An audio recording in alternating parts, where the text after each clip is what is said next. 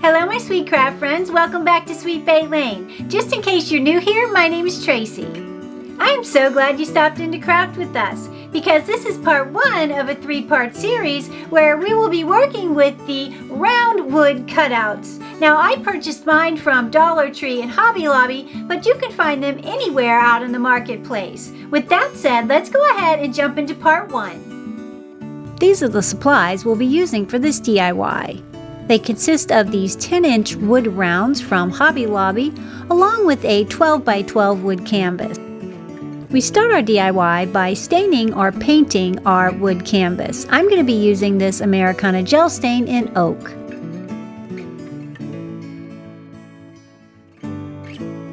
Once we have that done, I then came in and wanted to highlight the outer edge of my wood frame. I'm going to be using some of this white apple barrel acrylic paint and a makeup sponge.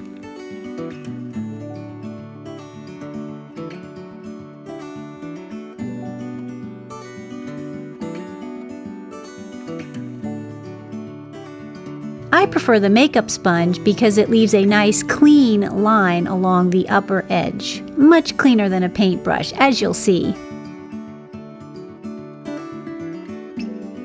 Now that we have that done, we're going to set it aside and we're going to start working on these cute little wood cutout ornaments from Hobby Lobby. I'm going to just be painting mine white.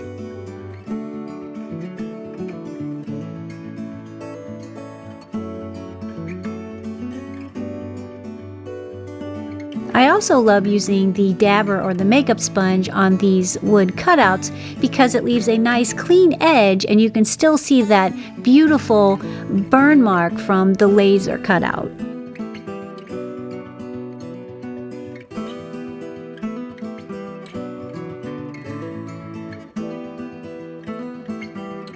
While that's drying, we're going to process our wood round, and for this step I'm going to be covering mine in some beautiful Christmas wrapping paper.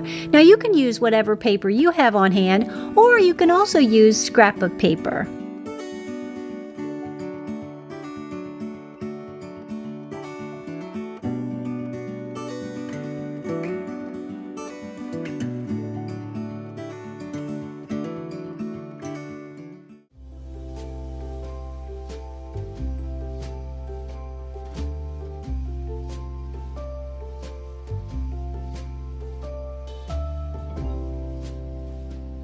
Once we have our square of paper cut out, we're now going to bring in some Elmer's purple glue stick and we're going to glue our paper to the front side of our disc.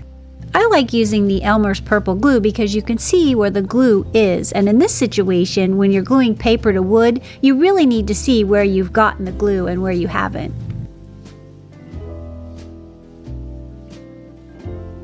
Now that we have the glue on both sides, we'll just stick them together.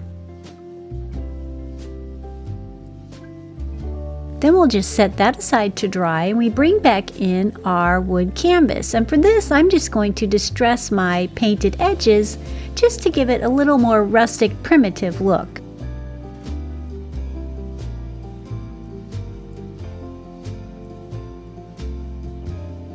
And you can see how gorgeous that turned out.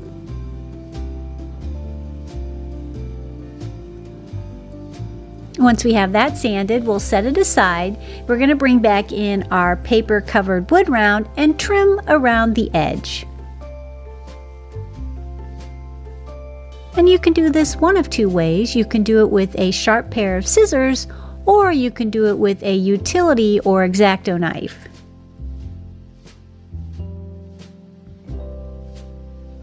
And for this one, I'm going to be using scissors.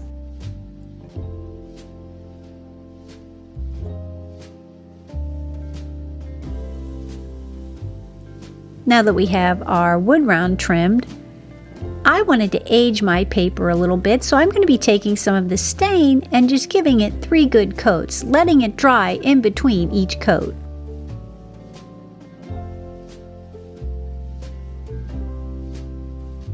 Then we're left with this beautiful aged finish. Doesn't that look so antique? I love it. Now we're going to give it a little bit of character, and we're going to be trimming it with this white pom-pom trim.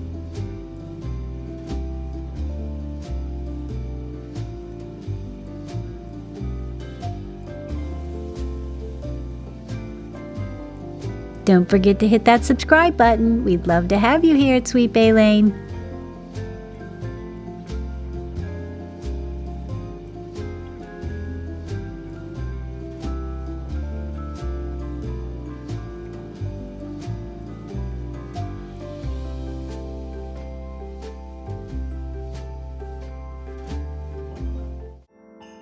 Then we're left with this beautiful trimmed circle.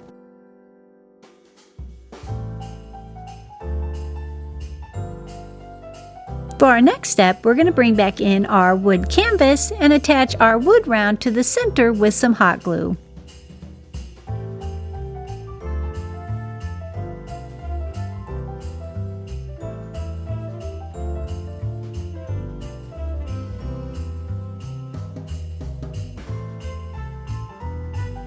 And this craft is a layered craft. We're going to take this Merry Christmas wood cutout and glue it to the center of our wood round.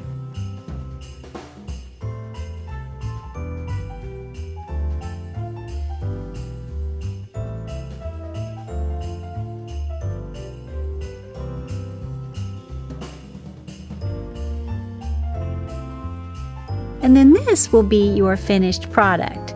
But I wanted to cover that little hanger hole, so I'm going to come in with some of this jute cord and make a little simple bow and glue it over the hole.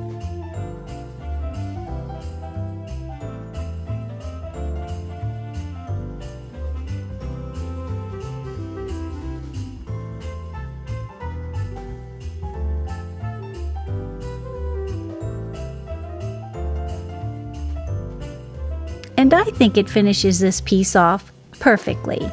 What do you guys think? Thank you so much for joining me for part 1 of our wood round craft series. I can't wait to see you for part 2.